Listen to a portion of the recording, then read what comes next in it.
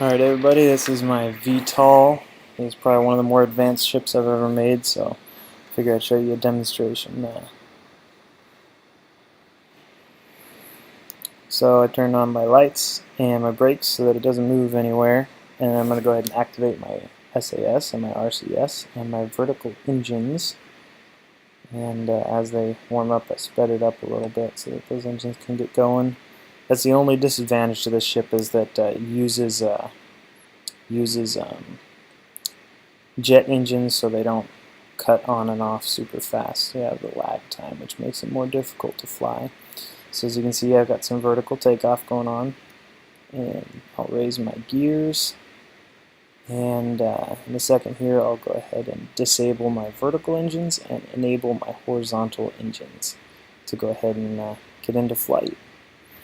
It's actually a really fun ship to fly, and let me know if you guys want it or anything. I can Dropbox the file to you so you can mess with it. And yeah, and as you can see on this little building here, I was an earlier attempt at an advanced landing, so I was able to actually successfully land it on top of the spaceplane hangar. But unfortunately, my design for the ladder wasn't very good, so I wasn't able to get my Kerbal back in after getting out. And then you want to disable the RCS while you're flying vertically or horizontally on this plane, because it actually flies a little smoother. In the center of the plane, you can actually see I have a whole bunch of SAS stabilization modules, so it actually has a lot of stabilization even without RCS thrusters. The RCS thrusters just add a little bit extra. But that's why I also have so many batteries involved on this ship, so that you can actually keep using all of those electric stabilizers. So in this video, I'm just going to kind of take off and land again, so I'm already kind of scoping out where I want to land. This thing is it's pretty difficult to land. It takes a lot of finagling, so it takes a while to get the hang of it. But what I'm going to do when I land is I'm going to go ahead and disable the horizontal engines and enable the vertical engines, and then I'll need to counter thrust by leaning back to kind of slow myself down. And I sped this whole process up 10x because it actually takes a really long time to get this whole thing down, but you have to, with SAS enabled the whole time. Usually I do RCS, but I actually forgot this time. But to land it actually is pretty difficult. So here I am kind of coming in on my final approach, and I've lowered the gears, which is an important step to remember. And because these jet engines take a while to slow down, you have to actually cut it kind of early.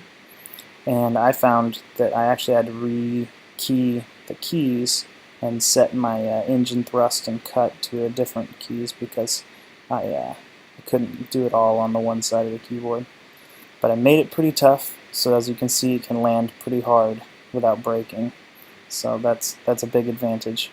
So now is one of the coolest parts I think of this ship, and that is the ability to switch from a regular space plane to a rover.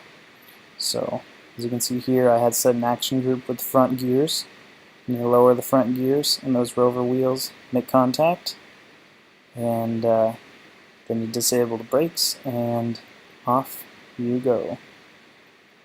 So it's pretty cool. It's a little shaky when you're driving, so it's not rated for going down hills and doing flips and stuff like that. It'll definitely fall apart.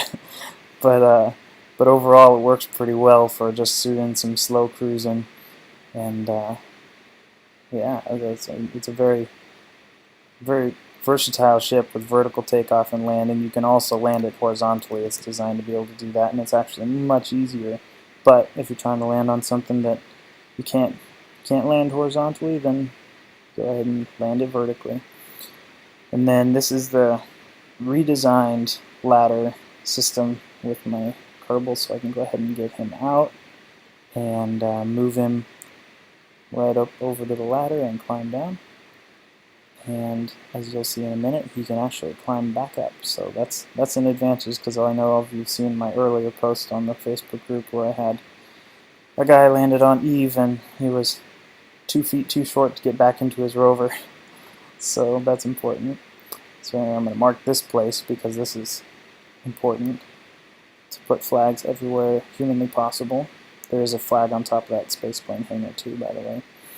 So well, now I can go ahead and get back in and activate my vertical engines, thrust them up, and I have to reactivate my front gears so that I'm not sitting on the rover wheels anymore, just in case, don't want to damage them. And off I go. But anyway, thanks for watching. This is a pretty fun game, and yeah, like I said, let me know if you guys want a copy of this ship file, and I can send it to you and you can play with it. I'll see you guys later.